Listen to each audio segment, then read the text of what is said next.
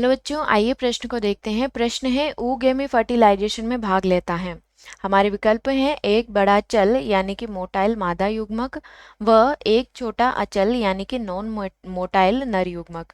विकल्प बी है एक छोटा अचल यानी कि नॉन मोटाइल मादा युग्मक और एक बड़ा चल यानी कि मोटाइल नर युग्मक। ठीक है, तो यहाँ पे विकल्प सी हमें दिया हुआ है एक बड़ा अचल नॉन मोटाइल मादा युग्मक और एक छोटा चल मोटाइल नर युग्मक। ठीक है, विकल्प डी हमें दिया हुआ है एक बड़ा नॉन मोटाइल मादा युग्मक और एक छोटा अचल नॉन मोटाइल नर युग्मक।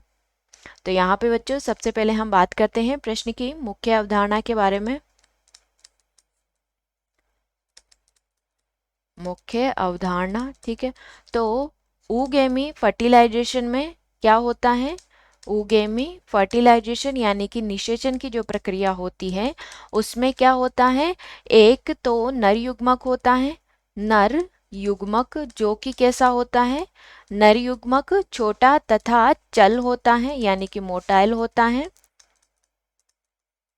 मोटाइल होता है। और जो मादा युग्मक होता है वो बड़ा मादा युग्मक क्या होता है? बड़ा तथा नॉन मोटाइल यानी कि अचल होता है, अचल यानी कि नॉन मोटाइल होता है। ठीक है, तो यहाँ पे बच्चों हम विकल्प देखते हैं। विकल्प हमें दिया हुआ है ए एक बड़ा चल यानी कि मोटाइल मादा युग्मक और एक छोटा अचल यानी कि नॉन मोटाइल नर युग्मक। तो ये हमारे प्रश्न का विकल्प नहीं होगा क्योंकि जो मादा युग्मक होता है वो नॉन मोटाइल होता है।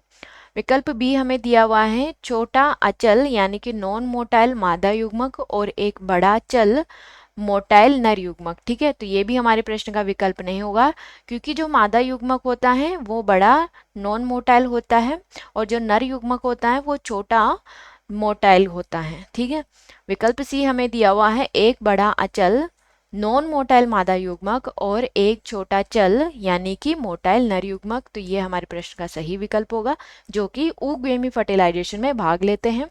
विकल्प डी हमें दिया हुआ है एक बड़ा अचल नॉन मोटाइल मादा युग्मक और एक छोटा अचल नॉन मोटाइल नर युग्मक। तो ये भी हमारे प्रश्न का विकल्प नहीं होगा क्योंकि जो नर युग्मक है वो अचल नहीं होता है। ठीक है, तो यहाँ पे विकल्प सी हमारे प्रश्न का सही विकल्प होगा। आशा करती हूँ आप इसे अच्छी तरह समझ गए होंगे। धन्यवाद।